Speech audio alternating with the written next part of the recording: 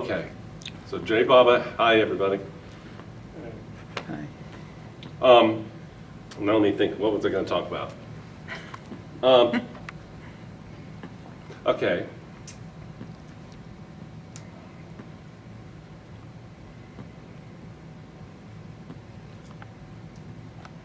This is about how to teach very small children about Baba. And it comes from my own experience, both from my own childhood with my father and from my experience of sort of just automatically repeating a version of what my dad did. And I have noticed that a lot of young people, children of Baba lovers, they don't stay in Baba very long sometimes. Okay, so whereas I've never doubted Baba in my life, and my daughter's never, and she's 22, and I'm 50, going to be 59. So we now there was a thought that I had. I almost canceled this talk a couple times. I had this idea to share how my father told me about Baba, and then with my daughter. I wanted to share it because people don't know it. In case it's of use, I didn't want it to get lost and just be our family tradition. It might be useful for other people.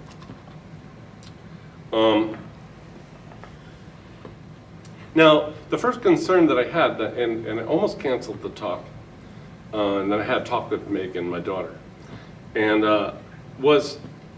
it occurred to me, and it has often occurred to me, that, you know, why is she such a strong Baba lover? Maybe that's just her, she has a connection.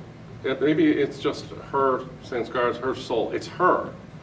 And maybe it has nothing to do with me. Maybe she would have been a Baba lover, however I told her. So I don't know how much it's the soul and how much it's me.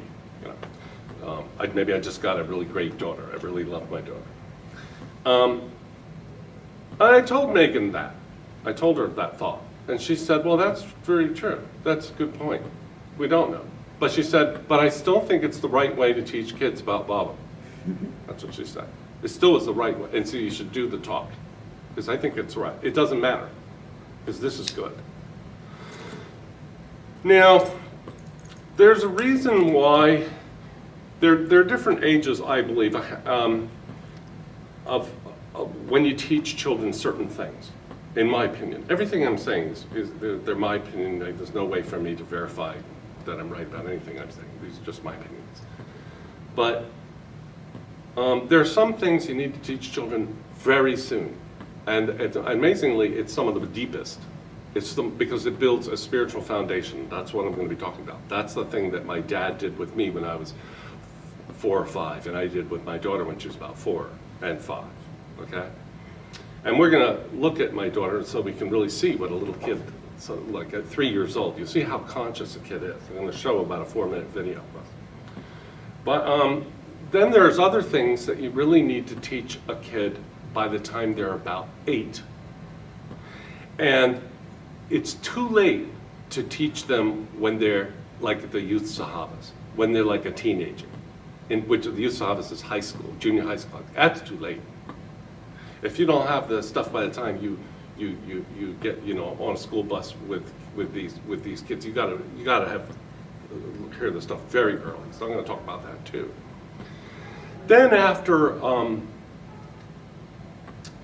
that, then later in life things can get more complicated, but that depends on their interests and everything, and you have to start letting go of your kids. But it is our job to teach our children. The other thing I want to say is, this is not I don't have any suggestion for a policy for anybody, like for the center, for say the youth sahavas, or how Baba lovers, you know, as a group should do things. I think that teaching children is the job of parents, and not an institution, actually. So this is I'm not criticizing or suggesting anything for the Baba world. I'm talking to parents, and I'm talking to parents of very small children, or who may in the future have children. And so again, this is because there are so few Baba lovers in that bracket around here, again, this is kind of a talk for the future, like my previous talks. And as a matter of fact, my previous talks, I said at the time, they're geared for about a 17-year-old to follow before they start college. So that's kind of like talks for teenagers, the series of 11 talks I gave, called Baba in the Future. So, but this in a way is more important. This in a way is the most important because it's foundational. If there's something that I had, and Ben Hay had, and Christina Riley had, that other Baba lovers didn't have the opportunity for. And that is, we heard how Baba explained the universe before we heard how anybody else thought it might be. We didn't have to go and sort of fuse that in with anything we had heard. It didn't have any sort of shadowing from other ideas. It's the idea we heard first. So, our family, okay, so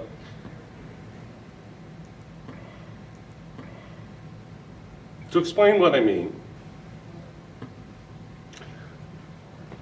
if children are not taught very early about now some parents, I have to say, would not be able to really teach Baba very well to small children if they don't themselves have a good understanding of Baba themselves. So of course that kind of goes without saying. This is for a parent who has an understanding. You can't bluff this from some video or something like this. And my father had a very good understanding at the time, and I'll talk about that. And I had a very good understanding when I taught my daughter, and having read God Speaks and Stayed with God and stuff. Now, there are some kids, and Ben said this is true, and I've noticed this too.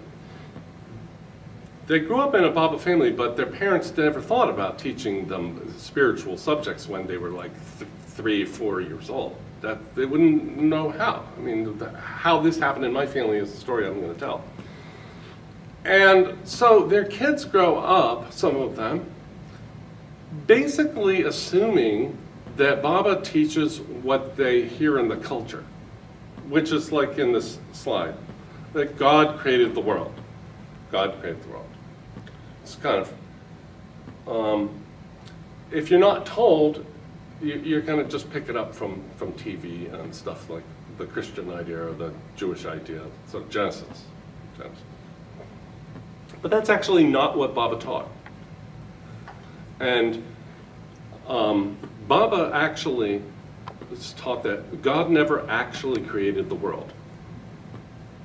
He imagined he was it. That's the truth. God never actually created anything because that would mean that he was finite because he created something other than himself. So God in Baba is all. So God can't create anything.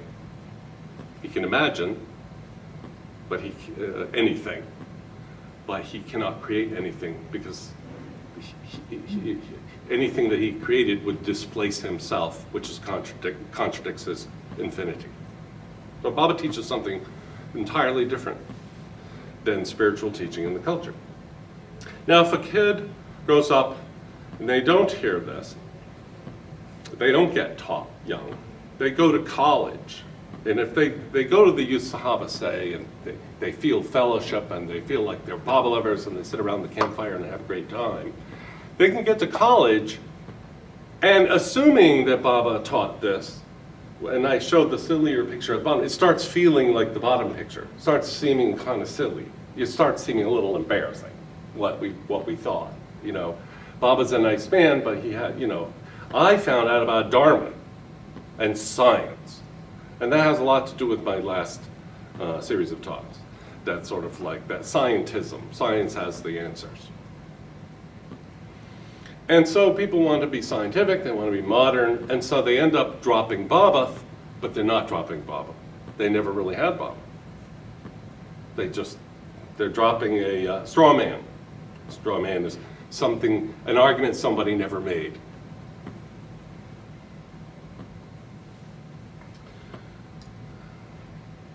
Okay, I covered all that.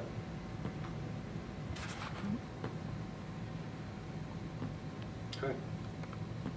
Just so you know that I reached out to the Sufis a little for some help with this. I wanted to have a chart from God Speaks, and they gave me, I talked to Pascal Kaplan, and they gave me a chart which is going to be in this, a larger file for these talks. They're aware of giving these. And Pascal mentioned this book. I remember this when I was a little kid. It no longer is in print, and it's not in the library. I was just there this morning. Okay, it's long out of print.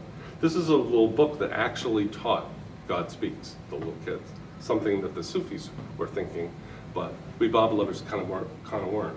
And the Sufis don't have a book like this now, and even Pascal kind of regretted that. Okay, but just to be aware of it, it's out of print, but people have asked themselves this before.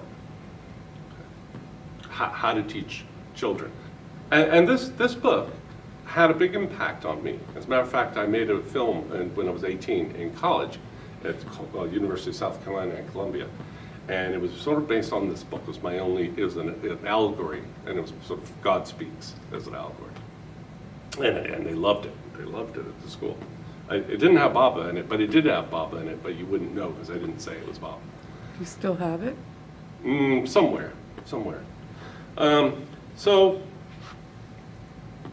when I was a little kid, we lived in Woodstock, New York. And I was born in Kingston, which is where the hospital is. Woodstock is a hamlet of Xena. We lived in Xena, which is a hamlet of Woodstock. And this is Xena Hill. And we lived in a church.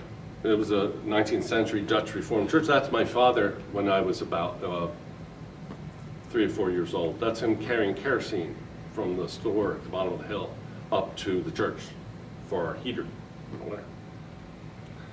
Now, when my dad was concerned because he had an eyesight problem, and he was concerned he may never have a family. As a matter of fact, his first wife, her name was Beth, she left him because she felt that as a disabled person with this eyesight and a struggling artist, they could never have a family. She actually left him over that. So when he had a son, and I was the first that he had with my mother, he was so excited. And interesting, Beth never died about a few years ago, and she never had children. My father had a whole family of 4. But my dad did prefer me, and because he wanted a son. He wanted a son that had perfect eyes. And they're not so perfect anymore, but they used to be. And he wanted a son because he wanted to teach him all that he knew. And he really felt like he knew a lot. And he was an educated man. He wasn't an artist like a bohemian. He was a graduate of Rhode Island School of Design and a very erudite person. Now that's my grandma, Grandma Jenny Silverman. She's holding a flower and she's, oh, I'm so adorable. I'm probably... Wait, that's your grandmother on That's my grandma on the right. And that's me on my dad's knee. And I include a picture because it's sort of like he's teaching me. Nice. Yeah. And I'm probably, what am I, 2? No, I might be 3, looking at Sam. I'm probably 3 there. This is me when we were coming to Baba. This is actually Christmas. Okay, this is the first, those are my half-sisters. They're from a Jewish family. They've never had a Christmas before. This is our first big Christmas. Phyllis's big Christmas, too. You see the Christmas trees with the balls? Those are my sisters. Now this is Christmas, let's say this is Christmas Eve. On Christmas Eve, 1964, my mother was coming back from India, having met Mayor Baba. And she called because the plane got snowed in, and she called from the airport in Manhattan, in New York, and really regretted that She couldn't be there for Christmas with the family. So this is the night that we got the call from my mother returning. So now you know the age that I was when my father taught me what I'm going to tell you about like that. Now, in those first years, there was just one, we heard about Baba from the Rileys, Tom and Yvonne Riley. My oldest friend is Christina Riley. She's 2 years older than me. Yeah. And when my parents went to see Baba, we stayed with the Rileys. And I say this because every Monday night, my parents would go to the Rileys and they would have a Baba meeting. Now, I took to Baba right away. I believed in Baba. Now, I have 3 sisters, and none of them follow Baba. So it's not just you grew up in a Baba family and you're a Baba lover. I think I am partly just because it is it suited me right immediately. There's actually a video of my father telling me about Baba for the first time, and how I reacted. But I didn't want to include it because the story's not about my father. Okay. But so they would go to these Monday night meetings, and I always wanted to go to the Baba meeting too, because I liked them. But they didn't want me to go because I would play around with Damian Riley and make mischief, and so they wanted to. So they would pay me $1. My mother would write me a check, and I would take the $1 down to the Tyson's store at the bottom of the hill, and I could cash it in for candy. So I had to be bribed not to go. But during these meetings at the Rileys, when I was about 5, my mother used to tell us stories when I was a little kid. She'd come, my sister and I, we lived in that church. And she'd tell a very interesting, lively, made-up fantasy stories. And she was very imaginative. And they were fun. And she would dance around like a dragon in the dark. It was really great. It was funny. It wasn't scary. It was great. But sometimes Mom wasn't available, so my dad would sit in for her, and he'd tell me a story. My sister would fall asleep. She was 2 years younger than me. She'd be asleep. But he'd tell me a bedtime story. Now, the bedtime story that he told me was always the same one. And it's the point of the whole talk. It's the story of God speaks, of creation, of God. Now, years and years later, decades later, when I was in my 50s, I was reading Stay with God, page 71, and I suddenly went, wait a minute, that's the story my dad told me. But in a real kid version of it, okay? And I called my mother, and I said, you know, when I was 5, because she didn't even know that he told me this story, Dad. This is just me and Dad. I said, were you guys reading Stay with God? And then she goes, oh yes, that's the book we were reading at the Rileys on Monday nights. So the source of the story that I'm about to tell you, that's our family tradition that started with my dad telling me, actually starts with Francis Brabazon in a book that Baba asked him to write on the subject of God Speaks. But the way my dad told it is perfect for a boy that little. By the way, I threw in a little information. Like during this time, this is 1964. You see, there's a letter from Mani, and she got the pictures of Chris and Leslie and Mimi and Betsy, my sisters, and that's a letter from me to Baba in 1964. After 1965, you couldn't write to Baba, but in 1964 you could. Dear Baba, I love you very much. I want to see you someday. I might send more letters. So that's my mother's handwriting. She wrote what I said and sent it. And she would make a copy and date it. Now here's the story. So it's dark. We're in the church. It's late. 6 o'clock. I don't know what time it is. I'm just joking. So it's late. And here's the story. Okay. In the beginning, before there was God, there was just God. Before there was anything There was just God. There was no planets, there was no animals, there weren't any trees, there weren't any rocks, there wasn't any air, there wasn't anything at all except God. And for millions of years, but God was asleep. And he had always been asleep. And for millions and millions of years, God was asleep. And then one day, God woke up. And when he woke up, there wasn't anything around, because he was the only thing that there was. And so he didn't know who he was. So he asked himself, so who am I? That was his question when he woke up. And then he got the idea, I know, I'm a stone. And he was real happy with the idea. And then he for millions of years, I'm going to jump because I got to show you something. I got to show something. I should have shown this earlier. I got it in here, and then we'll back up. Well, when children play with dolls,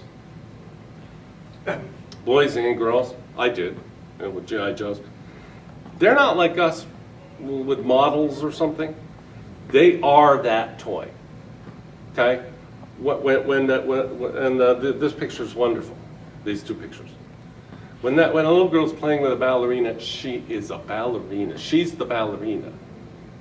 So this idea that Dad's telling me, he was a stone, and then he was so happy he was being a stone. A child that age actually doesn't have any objection to the idea, because that's how they think. Okay? The idea of identifying with with your imagination is natural. We lose that. Okay, so then God was, and then he was this kind of stone, and he was this kind of stone, and for millions of years he was so happy being all these different kinds of stone. But then after millions and millions of years, he got really bored of it, and tired and frustrated, and he got the feeling, I'm not a stone. And then he said, well, then the question came out, well, then what am I? And then he got the idea, I am a plant. And then he was so happy again, and for millions of years he was all these plants. And then he was this kind of plant and that kind of plant. And I can now at this point kind of jump, okay? So finally, after all these stages, the 7 stages, God said, I'm not an animal. I'm a man, or I'm a woman. And so for millions of years he was a man and he was a woman. Thought he was a man and a woman. But then one day he thought, I'm not a man. What am I? He asked it one last time, and then he went, oh, I know what I am. I'm God. That's the story. So, story ends, lights out.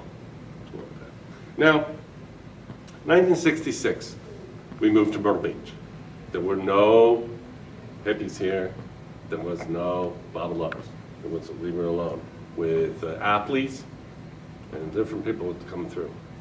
So that's me with my dad in the center. And then we started living our ordinary, very ordinary life on the center. That's me with my 3 sisters. And about 1969. That's about the time age I was when we went to the 69 Darshan. Now, I actually, and people might not like this, but I'm here to give my opinion. I actually think that this story, it was important that it was from my dad, that it was from my father, not from my mother. Baba had a thing, he says, I am both the father and the mother. A mother nurtures and loves, and a father teaches and scolds. And this relationship of my father teaching me made my father and me have a great deal of respect for my father, because he was more than the guy who did, a breadwinner or something. He was a wise person. He was the person to go and ask questions to. But I say here, the parent has to be informed himself in order to be able to perform that role. Now, when I was 36, about the same age that my parents had me, I had a daughter. And because of circumstances, her mother fell ill soon after that. I had to raise Megan by myself. As a matter of fact, we moved to Arkansas shortly. In that picture, Megan's about, she's almost 1. And that's actually the age I moved away from Myrtle Beach, and I raised her in Arkansas because I wanted to raise her in a traditional town. We actually went to church. Now, I think I have to go back up here. I think I do this. I want to show a movie about Megan. And the reason I'm showing this little movie, it's 4 minutes long, is because I want you to feel what a little kid feels like. Okay? I want you to see how conscious they are. This is Megan at 3 years old in Arkansas. It seems a little gratuitous. It'll be hard to understand what she's saying. But when we don't have children, or we haven't had children yet, we don't understand how incredibly smart they are, even at 3 years old. So, I'm going to do this. All right, now it's filming me. We had just bought a video camera. I wanted to do wedding videos. And we had just bought the camera, and we were all excited, and we'd opened up the package and we're playing with it, okay? And So what do you want me to do? And this is, I was in the University of Arkansas graduate school, and this is married student housing. Those buildings are now torn down. I know I only need a picture. Maybe. Because this green thing. Okay, now let me be the tree. Okay, you push the red button. This is a movie that Megan is making. I think you need to get on here. Okay, you go over there. Okay. And you do me on the red tape. You do me on the we red look too tape. dark. We need to get some light on us. Yeah. I'll get some light on.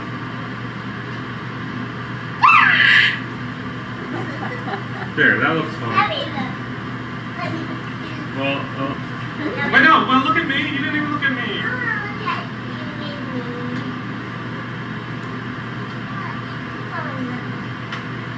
Okay, all right. I'm getting that plug away later. I'm going to take that Here, I bug can away try to see you see later. yourself.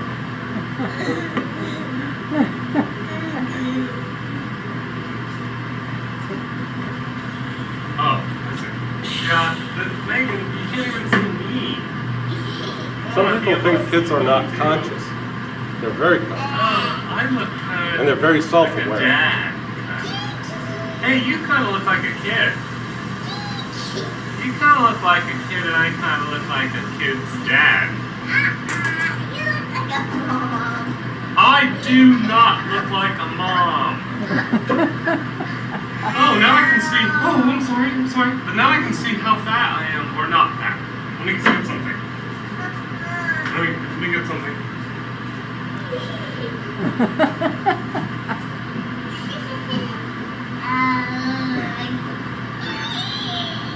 See, she sees me look and Oh, she's so hurting I me can down. zoom. What? See. It's all for show. Let me see the zoom. Here's the zoom.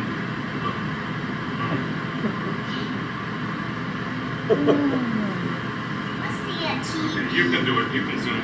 See, the W goes wide and the T gets closer. Go to this T. I think I'm already out. Now go to the T. See, go ahead, push it, it's going. See it? It's moving.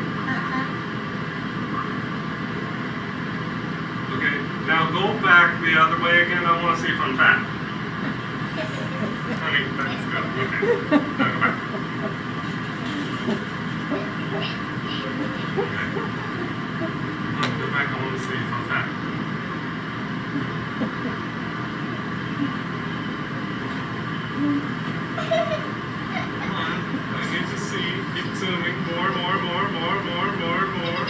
Honey, I'm not fat at all. Hey, you gotta get out of the way for a minute so I can get me. Honey, I don't look fat at all. That means be my back. Let me see your thumb back. So, I don't know what I've been worrying about. Well, you're not pushing. I'm not pushing. No, you're not pushing the right one. Hey.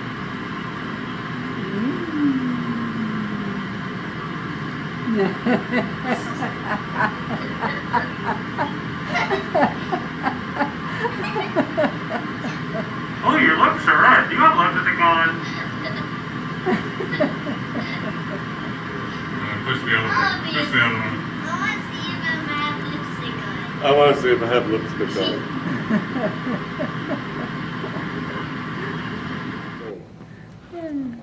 That's the thing in Stay with God, page 71. Once God slept, and there surged within him the urge, the whim to know himself, and he asked, "Who am I?" That's where it comes from. But that's very technical, actually. But it's still where the source of the story is. So I'm going to tell how I did it with Megan, which is a little different than my dad. Because, okay, so. Okay. So I talked about the doll. That's Megan down there at the same apartment, same age. She's got a doll. So the way I told Megan was with visual aid, because it's funny you're here, because you were in this story. Oh, yeah? Yeah. Mark Riney always has these really amazing things that nobody else has. He's got I used to make Baba dolls, and he still has one. Yeah, that's right. He's the only one that still has one. And he had this poster from, when God Speaks, there's the fold-out colored picture by Rano, and it's got the animals and the whales. The whale. I just always remember the whale because it doesn't fit with the fish. I just always liked that. But Mark Riney gave me a big one like this, which I have framed over my couch. I actually don't have a picture of Baba. I have his chart, because that's to me, that's Baba, the chart. That's my Baba. And anyway, I found out, I called the Sufis, I emailed the Sufis and talked to Pascal Kaplan, and they don't have those, and they didn't even know they ever existed. They had no idea. They think it might be a one-off thing, okay? Although somebody said they thought Hermes might have had one, maybe you got Hermes's. Nobody knows, but that's where I got that. You're the source. So I said, well, because I wanted to get them to hand out, in order for people to get, or tell them where to contact, the Searchlight bookstore or something. But they don't have them. Most they have is they have a little teeny thing. And so I said, well, I told them about this talk, and Pascal gave me a JPEG so that I can recreate the chart. There it is. And he gave me a larger one, which is more detailed. And I'm going to be talking about it. So I have this, and it didn't have it in a big frame. It had it in a very light frame with a little plexiglass on it. And on the back there was cardboard. And so one time I said, Megan, come here, and let's do a thing. And I'm going to tell you about this chart. And so we got on the couch together, and we're that age like that, kidding around, that age. And I started telling, and I told her the story. But I told her pointing.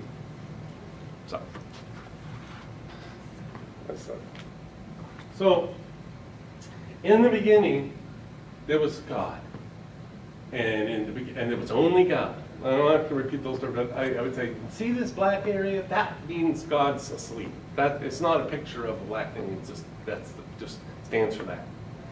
And then God woke up. See, this is God waking up here, blue, but it's not really a blue thing. It just means that. And then God said, "Who am I?" And then he said, "I know, I'm gas." And so for millions of years he was gas, and he was this kind of gas, and he was this green one, and then he was this one, and etc. And we would go through these long pointing, and she'd point, and I'd point, and then the different call out, different kinds, and then he thought he was this, and then he thought he was these, and he thought he was a fish and a whale and a salmon and then the birds and the male. And then we would get to the people, and then we would do this often. It was a tradition. She would ask me to do the chart, to get it off the wall, and so we could sit down and do it. It's kind of, it's like a fun daddy-daughter thing. And she just loved it. And so what it turned into, what got interesting for her, was naming who we were, who we are. Like, I'm the ballerina. She was always the ballerina. And then she would go, you're the cowboy. If you can see that, I don't know if you can, there's a cowboy there. As a matter of fact, I think I can zoom that a little. I hope I don't hit the wrong one. One of these is a zoom, that's focus. Yeah, okay. All right, so you see the ballerina? Mm-hmm. And you see there's a cowboy, and there's the Chinese man, there's the king. And so, again, this thing about the dolls. We're these things. You get the association, we are God thinking I'm this, answering that question. I mean, it's just really getting into, absorbed in the game. And then as time went on, she would say later, she'd go, no, I go, I'm the cowboy. And she'd go, no, you're him. You see the starting to really respect it. See this, the man with the long beard? She said, no, you're him. And I said, no, I'm him. I don't have a staff and a beard. I just don't have anything. Okay? I'm like that on the path. Because she started to understand about the path. She was understanding the spiritual path. That we were these things and we become these.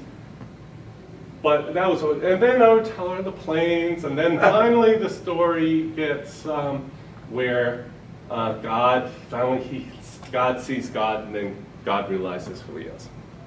So let's go, we'll go back. Okay, so that's it. Now, I have other things I want to say, and they're important to me too. And we're doing good for time, so. Now, I want to talk about teaching kids other things, not when they're that low. Things that you teach kids soon, but especially by like 8 years old. And I say 8, it's very important. Now, I was very lucky because I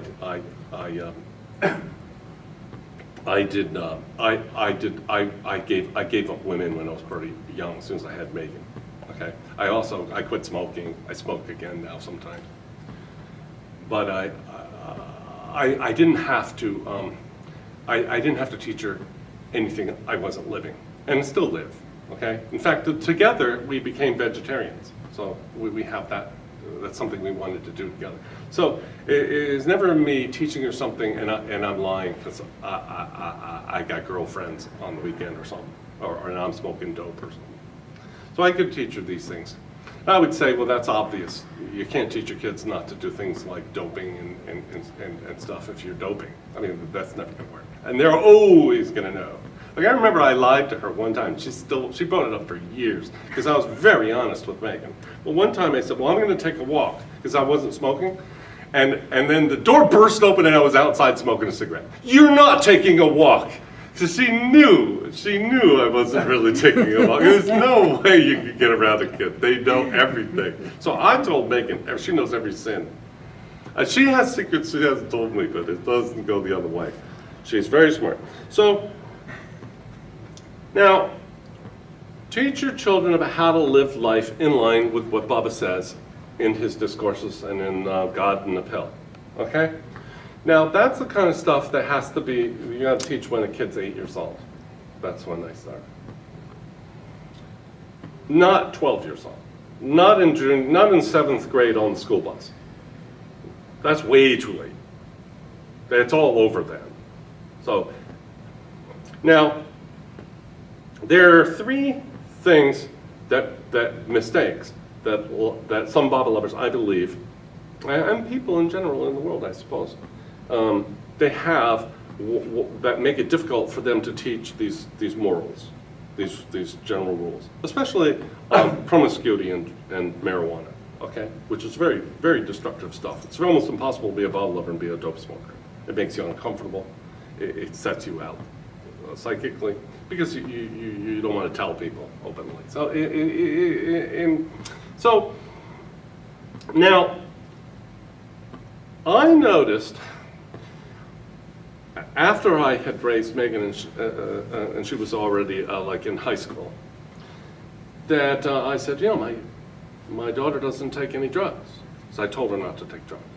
So they go, well, you know, you shouldn't do that because kids have to make their own mistakes, okay?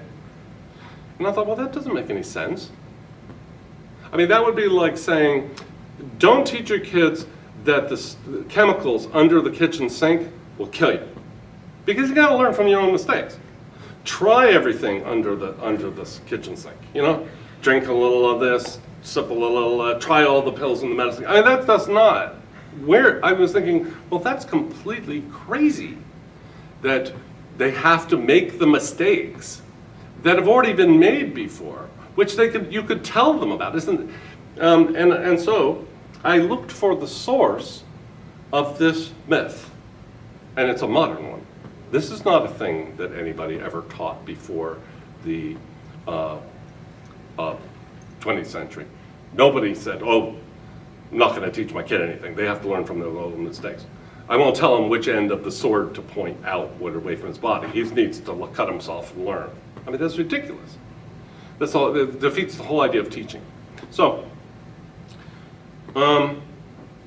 now, look at these lemmings jumping off of a cliff. The ones in the back are not learning from the other one's mistakes. That's basically what we're doing. When we go, well, they gotta learn from their own mistakes. They can't learn from my experience. Everything that we ever learned, we learned from somebody telling us almost just about everything. And it's based on some past experience. A scientific test, something from the past. In fact, science is based on the future being like the past, and that's how we have the scientific method. Now, one of the problems is a lack of understanding logic. There are two kinds of logic, and I talked about them in my earlier talks, but the main kind of logic that is used when people say they're being logical, is the future tends to be like the past. So if you go, well, it's logical to not build your house on sand. Why is that logical? Because in the past, houses that are built on sand have been proved to fall over. You got it? That's what, and science is based, and that's called induction. There's another one called deduction, which actually nobody uses in daily life. But induction is 90% of everything that we call logical. Now, we observe the past to predict the future. That's how we know about gravity and the laws of nature and everything. So, that's a lack of understanding. Based on and induction is based on our natural intuition that all people have. That's natural, like from nature. It's that the future tends to follow past patterns. This is why we teach our children. Even animals have this intuition. Otherwise, they could not learn. Animals assume that even plants will grow where water was before, or turn toward the sun where it was yesterday, because they assume the pattern will continue. So induction is an intuition that we have from the very beginning. Most of what we learn about consequences comes from testimony from others about what has happened in the past. Therefore, I just wanted to say that. This is just pure logic. You teach your kids what, and including teaching kids what has happened to other people because of certain things, the consequences, and yourself. Hold on for a second. Okay. All right, this is a second misunderstanding. It's most people don't know the real definition of the word hypocrisy. Now, Bobby uses the word hypocrisy a lot. It's the worst thing, hypocrisy. This is from a 1949 dictionary, my father's engraved dictionary from college graduation, something like that. I still keep it. This is the real definition of the word. It means pretending to be what one is not, feel what one doesn't, okay? To know what one, and to be, it's pretense. It's feigning knowledge or feeling that you don't really have, posing as something you aren't. That's what hypocrisy is. Now, most people think that hypocrisy means the following: saying one thing and doing another, okay? Well, that is a form of pretense and feigning to believe. If I'm smoking dope and I tell you you shouldn't smoke dope, I obviously am feigning that I think you shouldn't smoke dope because I'm smoking dope. But if you once smoked dope and you had a realization that this is not how I want to live my life, and other people that are smoking dope are having bad consequences in their life, and I've changed and I don't smoke dope anymore, now I'm raising a kid and I want them to know this knowledge that I've gained, there's no hypocrisy there. That's not hypocrisy. Hypocrisy doesn't mean that I couldn't have, joined the army when I was, and done something atrocious, and then, I have to stand by that. No, hypocrisy is pretending. So when I tell my daughter not to smoke pot, I'm telling her what I really think. When I tell her what the consequences can be, I'm telling her what I really think. So there's no hypocrisy. That's not what hypocrisy is. And I know that people will be afraid to teach their children because they once did this and they did this, and they just don't understand the meaning of the word. Okay, that's the second error. The third, there's a bogus myth that when kids are teens, which is a 1950s invention, there were never such thing as teenagers. They were bigger and bigger. They were children, and then you'd be a young adult, and it wasn't that like that. When kids have become teens, they will rebel if you teach them values, morals, and rules. Now, I knew this had to have a source because it doesn't make any sense. Why would children rebel if you taught them good advice? Why would that cause them to hate you? And everybody, when Megan was 5 and when she was 6 in Arkansas and 7, I'd go in the grocery store or the dollar store and they'd go, oh, you love her now, but when she's 13, she's gonna really, really rebel. Everyone said, well, maybe you're right. I don't know. I've never had a kid before, but I don't think so. But maybe I'll find out. Maybe it's something I don't know.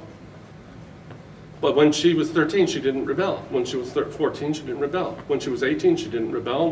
Now she's 22. And we talk all the time. We're the best of friends. She counsels me now. It's both both ways, which she does. She wants to be a social psychologist. She's very smart. So here's the source of that. The source of that comes from a person named Erik Erikson. And this is from very hard research on my own part, because I'm actually looking for the source of kind of a false meme, okay? Don't teach your kids, they'll rebel. I literally, there are Bible lovers that wanted their kids to smoke pot in the house, where they could supervise them smoking pot, because if they told them not to smoke pot, they would rebel. Well, you know what happened? Those kids are potheads. Okay. All right. In the 50s, there was a guy named Erik Erikson. He was at Harvard.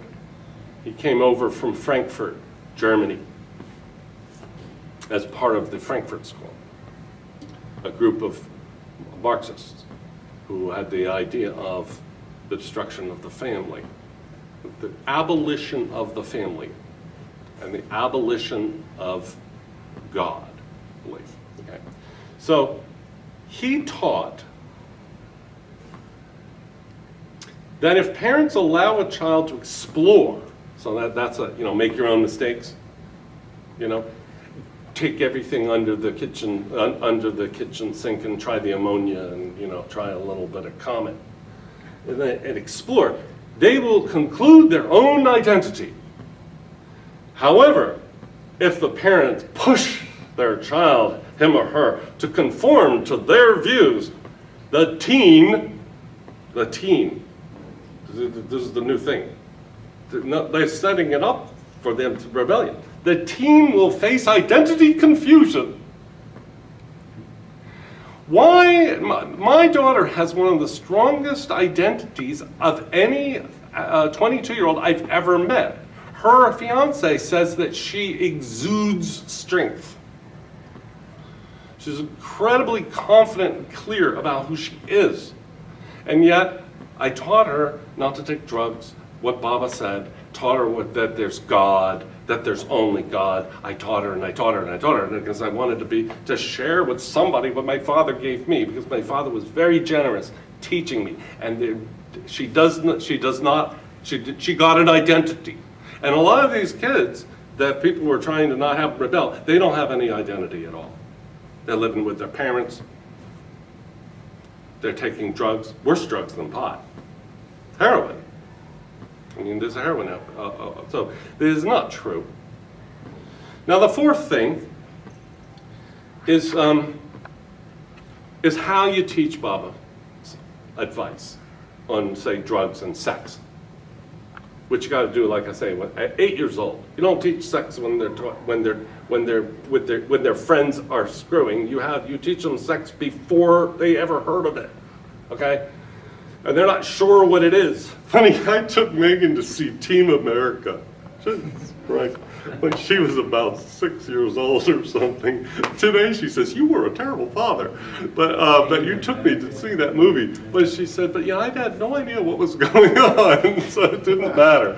But anyway, you tell them when they don't really, when it's not a hot issue. Now this is how, okay, so there's one way that we kind of adopt from our culture, which is a terrible way to teach spiritual behavior, okay, good, like Christian behavior. So here's a terrible way. God is a very angry guy, and God has some rules, okay?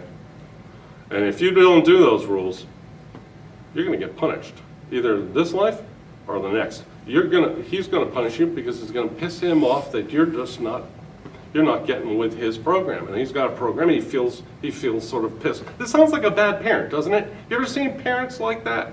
They're actually angry at their kid just because it's their ego. So it's just a big ego thing for God. And well, Baba gets taught the same way. Baba was taught that way to me originally, by the way. I thought that if I smoked pot, I would then get punished by Baba. And as a matter of fact, I tried pot when I was a teenager. My daughter knows this story, knows this very well. Okay? I tried pot when I was 15. And I felt so guilty that I got a urethritis that went on for years. And I then, shortly after, I went to India without my parents when I was 15. And I told Amrit, if you know Amrit, about that I'd smoked pot and I have this urinary problem and it's because Baba's punishing me because I disobeyed, you know, like that. And she said, "Oh my God, who taught you this? Baba doesn't punish. That's not what Baba does." And I was like, "Really?" So I got some good mothering from Amrit is the wife of Baba's nephew.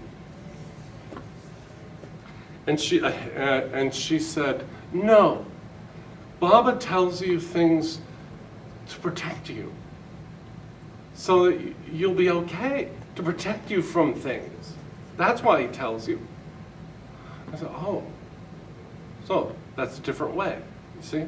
So this is how I taught my daughter about, there are other things besides sex and drugs, but these are hot, so we're going to emphasize those, and they're the hardest to talk about.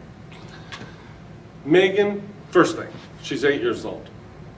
We had friends that had real healthy families, and the father and the mother and stuff. And then we had friends, the parents of her school friends, whose mother had boyfriends that lived in the house, or the mother, there was a divorce, and then they lived with a stepfather, okay? And then maybe it's, look, like the Brady Bunch. And I said, "Tell me something, Megan." It was a rhetorical question. Which would you rather be living with right now? Would you rather live with me, your real dad, who you feel so safe with, or just some other guy? Well, you. It was a terrifying question to an 8-year-old girl. Well, you, of course, you know. And I said, well then, when you get married, remember that, how your daughter will feel when she's 8 years old. Marry a guy who wants to be there when she's 8 years old and wants to be a father. Don't marry a guy who's cool or has money, who you're gonna lose, and then you have to replace him. You get a guy, you ask him right away. You say, you wanna be a father? If he's offended by such a question, then he's not the right guy. The next thing I did, I said, now with guys, we need to have a list of things to look for in guys, because I know what bad guys, okay? Like I told her, I said, I just want to tell you something, that if you're with a guy and he looks at the waitress lustfully, he will cheat on you, and he never will be faithful. It's not forgivable. It's not acceptable. It's not normal. And all men don't cheat. I told her that. And so anyway, we did a list of like 30 things for one day.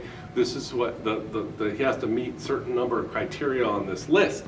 Now, of like, he's got to be handsome, he's got to be funny, he's got to like kids, he's got to not smoke pot, he's got to believe in God. We had these things.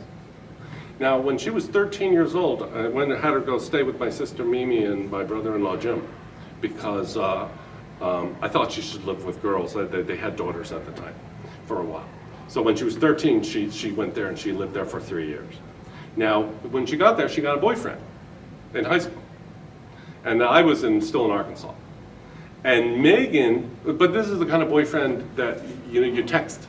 That's the kind of boyfriend. Or he comes by and Jim has to make sure that keep the door open, like that. That lasted like a week. She got out the list that she had saved since she was like 8 years old. And she's going, because she was so nervous about this relationship that she couldn't think, and she was texting all the time. She was actually going, I can't stop texting, I don't know what to do. She couldn't do anything, she couldn't focus. So she was kind of looking for an excuse to get out of this. So anyway, she looked at the list. He didn't meet many of the things on the list, and so she said, I'm not going to date until I'm 18. Because with some pre-thinking. The other thing I told her is I said, I want you to visualize being married with children. Visualize it, picture it. She got a picture while I'm standing in the door in my bathrobe. And she told me this later, and she said, I'm leaning against the door and I'm in my bathrobe and I've got my coffee. And my husband's playing with the kids on the floor.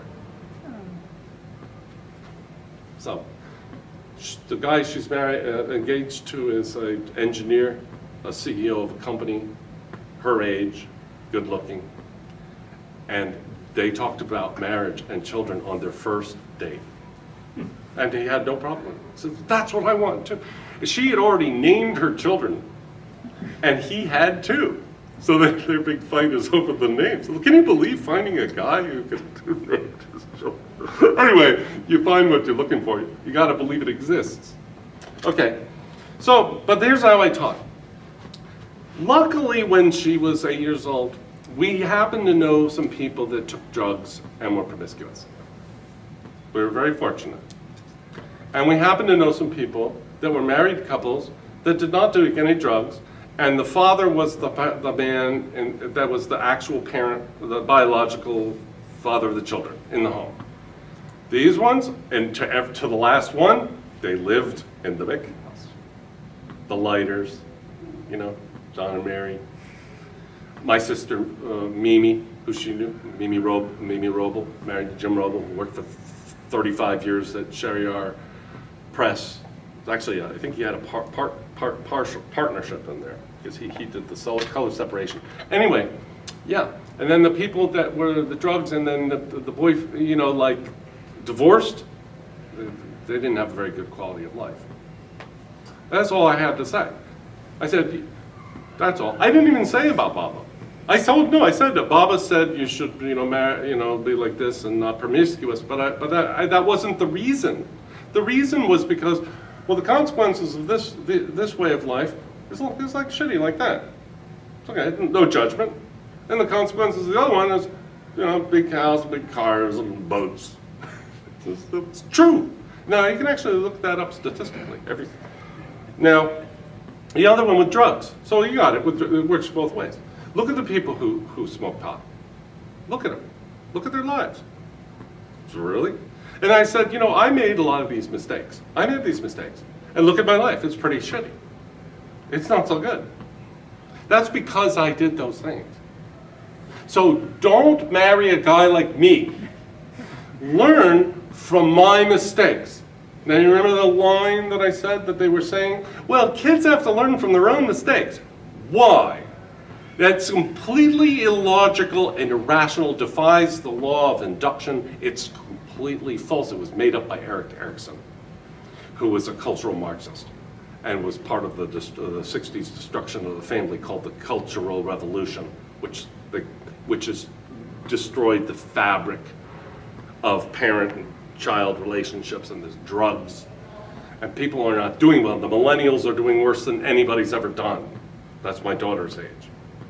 Okay. Marijuana. I gotta say something about marijuana. By the way, I did not do a lot of marijuana. I smoked marijuana when I was 15, and I told you that story.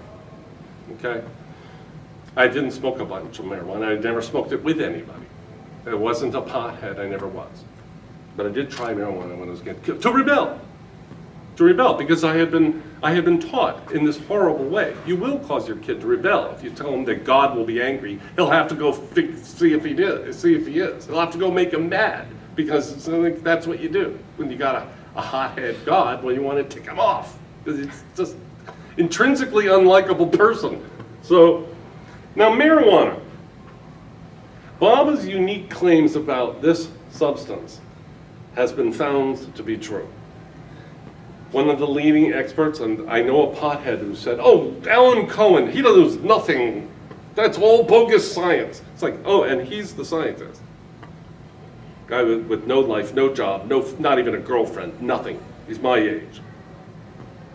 The loser. He will always be. But he's saying Alan Cohen, is ridiculous. Alan Cohen, if you don't know who he is, he's one of the leading experts on drugs in the world. Now, I'm going to quote from his thing that's on my blog, which I'm going to link to at the end. This is a quote from Alan Cohen on the spiritual aspects, the subject of marijuana. THC, which is the chemical active substance in marijuana, actually inhibits the feedback function of the brain, exemplified by the difficulty cannabis users have in perceiving their own amotivational syndrome. That means they're not motivated, but they can't acknowledge it. Chemically dependent users will swear they are fine. Indeed, cannabis, THC, addicts tend to be more in denial than alcoholics or even heroin addicts. And this is according to Alan Cohen. Now, imagine the ignorance of the philosophy that I want my kid to learn whether pot's right for them by smoking pot, and literally encouraging them to smoke pot in your house, or some parents even smoke the pot with their kids. Baba people. To be cool, okay? Because they've got a lot of bad indoctrination. But pot is the worst possible teacher to teach you that it's harmful. I just read that. If you expect your kid to discover from the smoking of pot that it's not a good idea to smoke pot, then he needs to read this article. Because pot actually inhibits the feedback function of the brain to let it know what the pot is doing to it. So pot is not the best teacher. Just like ammonia under the sink isn't really the best teacher for not to drink ammonia. But this is more so. So I wrote to Alan because I've studied Alan's career a little bit. And I asked him whether he was involved in the Just Say No program. This is under Nancy Reagan. And they had this program when my daughter was in like grade school. And she says it made a ton of sense and it really helped, and you can look up the statistics. Now there are people to this day who go, oh my God, that's so stupid. Just say no. Just say no.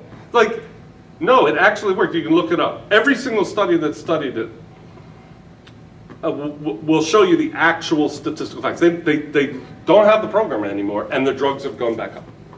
Now, this is what Alan wrote to me. I'm going to read what he wrote. Because I said in the thing, I said, I just want to know because, because it'll add a lot of clout to my talk if you agree. Because I haven't done a lot of drugs, and I don't know anything. I'm not a PhD social psychologist. He's like the head of like 10 boards. I mean, if you ever read his real bio, whatever you call it, this verite, it's incredible. It's just, he can't write it all. Dear Chris, yes, we, Pacific Institute, sponsored a peer resistance drug education program in Oakland, California.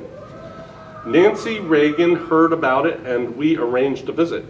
At one point, she asked the class what they would say if someone offered them drugs. They responded, we would just say no. She loved it, and the program expanded. We were in charge of distributing it across the U.S. Unfortunately, the full complexity of the program was not publicized, and it became the Just Say No campaign. We did have a separate foundation, ultimately stolen by Procter & Gamble, had a chance to meet at the White House, etc. Even though now thought to be simplistic, I think it did a lot of good. And you can look up, I mean, he's being very modest. You can look this up. I think it did a lot of good, certainly underscored the need for early drug education. And by the way, congrats on your daughter. Let me know how the talk goes. Here we are. Got this yesterday. So, Just Say No is from a Baba lover who Mayor Baba told to spread the word against drugs. So it's just a shame that Baba lovers make fun of that because they, for some political, it's not politically convenient to approve of it. It's very sad. Sorry if I seem a little bit worked up, but I've seen this go on for so long. It needs to stop someday. But this has to be taught by parents. This isn't, again, it can't be taught by me. This has to come from parents. This is too big for this talk. I got some links here. They're on the board. There's a very, very strong evidence, in fact it's overwhelming, that essentially the counterculture was invented by the CIA and other organizations. And including organizations, even the anti-war movement had Soviet and Chinese roots, and I could send, anybody who asks me, I'll send them anything they need. That was so that they were trying to beat the US by creating the anti-war movement in Vietnam. I mean, so it's a pretty good strategy. Those are actually, so I suggest that before they raise kids, I learned this long after I really raised Megan, but I intuitively felt this stuff. I was never a hippie. That's something I've said. I am not a hippie. I've never been a hippie. You know, and I didn't, and you know, I told Megan when she was about 8 years old, she was 8 years old, I said, I'm going to tell you what a hippie is. I know, I was at the Woodstock Festival. A hippie is a person who has very bad hygiene and very bad morals. And then she was at music class. We were in Arkansas. By the way, this is a real hip town. Fayetteville, Arkansas is a cool place. It's like Chapel Hill. But her schools are conventional, and her music teacher said, who here knows what a hippie is? And Megan went, and she went, it's a person with very bad hygiene, and they have no morals. And then the teacher went, very good, thank you. Megan, did everybody hear? Did everybody hear? And Now, before you have kids, you should know something about the Frankfurt School, the Fabian Society, MK Ultra mind experiments of the 1950s, and all the stuff about the 60s deceptions that were going on paid for by the government after World War II, immediately after, and they should know about the collusion between the Nazis and the formation of the CIA and Operation Paperclip and all that stuff. But very important is MK Ultra, which had many projects. But also the CIA was behind the psilocybin myths and the peyote. This is a Life magazine article from 1957 promoting mushrooms to teenagers. In Life magazine, the magical mushroom.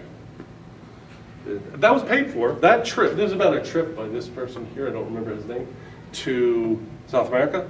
It was paid for by the CIA. They have the receipts. This entire article was sponsored by the CIA in 1957. There's a website. All websites are mixed bag. I have a website. Not everything there is good, but there's stuff that's good. There's a great website. These guys, it's called Gnostic Media. I give the link here. These guys, they're about 3 or 4 guys. They're my age and older. They used to believe in the whole LSD thing and stuff, and now they're into seeing, oh my God, it was all big deception. Even the rock and roll and the money that was funneled to the Grateful Dead in 1966, and that they were all in this near this think tank anyway, I can't rattle off facts. They talk for 2.5 hours. They Skype.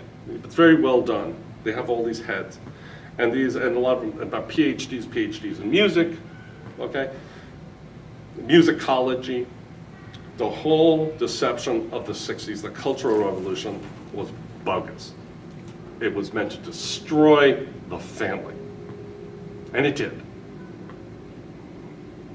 And another one is called, well, you just have to know, because it doesn't have a good name, it's also on YouTube. It's a woman named Aubrey Adams, and she has the best material on drugs. She lives in Colorado, and she presents the actual facts of what's going on in Colorado with marijuana. She's got people don't have any attention span. I do. Long town councils with police officers at PowerPoints, like I'm doing, showing the facts of what's going on, and saying, and they won't publish this. They don't want it getting out. They don't want it getting out about what's really going on in Colorado. You go to YouTube and you go Aubrey Adams. That's my daughter today, just only a few weeks old. It's Megan, a Bible lover with a strong sense of who she is. Her fiance, an engineer, says she exudes confidence and strength. I wish them well. She's not perfect, and neither am I. Nobody is. But my point is, she was not crippled. She has never taken any drugs, and she wouldn't lie to me because I can handle the truth. I mean, we don't have that kind of relationship where I fall apart. I know we tell each other the deep and the dirty. We're friends.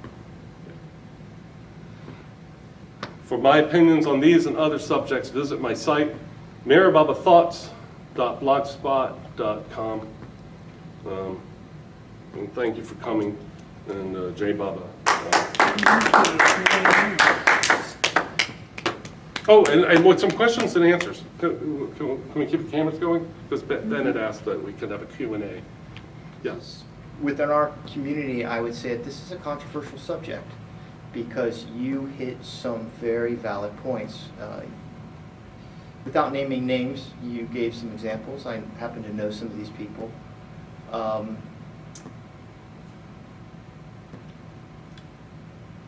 Being born into the Baba family, growing up in a Baba family, I share some of those same experiences that you may have shared.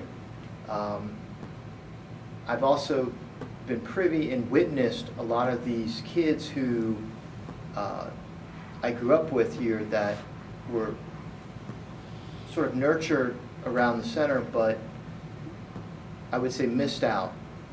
They missed a lot of opportunities. And I think a lot of that has to do with broken homes, bad parenting, poor choices. You know, there's the whole nature-nurture argument. Of course, everyone has their own scars and so forth. But I think that there has been, I would say, a lot of missed opportunities over the course of the last, 30, 40, 50 years here. And I think that we're seeing the results of that. We have very little involvement of young people. And I say young people, I don't even like to use that term, but call it people under 40 years old are basically non-existent. We have a geriatric community here. And the future of the Bible world is pretty grim in terms of young people playing an active role. There's a lot of confusion about drugs and gender, confusion over things that, taken the 1950s, would have been common sense, for example. I think a lot of that is, on a societal level, a result of the cultural Marxism, which has pervaded almost all aspects of our society and is pervasive in the Bible world. You have a lot of Bible kids who are still confused about their gender in their 30s and 40s, who should be, raising families, starting businesses, being responsible fathers, etc. So that sort of corrosion is pervasive. It's very powerful right now, and I think you're addressing a very important issue where it starts, of course, with the family, with the parents, particularly the father. I think I think that's a very important point. Men have been so demoralized, I would say, which the word demoralization is taken from a KGB cultural Marxist technique that was used. And point is that I think you're getting to the core of the issue. Again, every child, every family, there's God's will, Baba's will, and so forth. But I think that what you're doing is in a sense a call to arms. Trying to wake up some of these people. It's something that I feel very strong about. A lot of Baba lovers, Baba families have sort of relegated that to, we're going to send our kids to the Usahavas.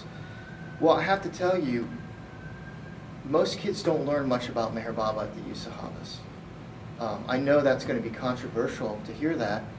They may experience the center and they may experience sort of a collective oneness, which is great. I had a great time there. But my understanding of Meher Baba wasn't formed at the Usahavas. It was formed prior to the Usahavas. Usahavas was a great way to, flirt with girls and have fun and have some great times and have some profoundly, important experiences and collective experiences. But I think that we can go even farther and even deeper. I think it starts in the family. It starts when the children are young.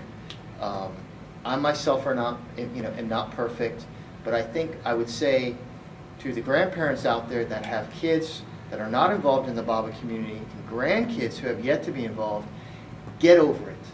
Nobody cares about your crap or your failures. Deal with it, move on, address it, and turn it into something good. And take the opportunity to tell your grandkids right now what any little wisdom you might have left in your life before you die. And I mean that profoundly, because I'm the beneficiary of my father's mistakes. Choices he made that were bad. And he took that opportunity to tell me, this doesn't work. Not, you're going to go to hell because you did this. But you know what? This doesn't work. It didn't work for me, and look at these people out here. It doesn't work for them either. And that kind of teaching really works. And Just Say No, by the way, worked. That worked. And in the 80s and in the 90s, people in this community used to mock it. They used to make fun of it because it wasn't politically expedient, it wasn't politically correct. And again, the political thinking has been very destructive in the Bible world, and it has gotten in the way of proper teaching and passing on of wisdom. Anyways, I've said a lot. That's all I wanted to say. But at the core of it, I want to say thank you for being here today and sharing this. I don't know if anyone else has anything to share.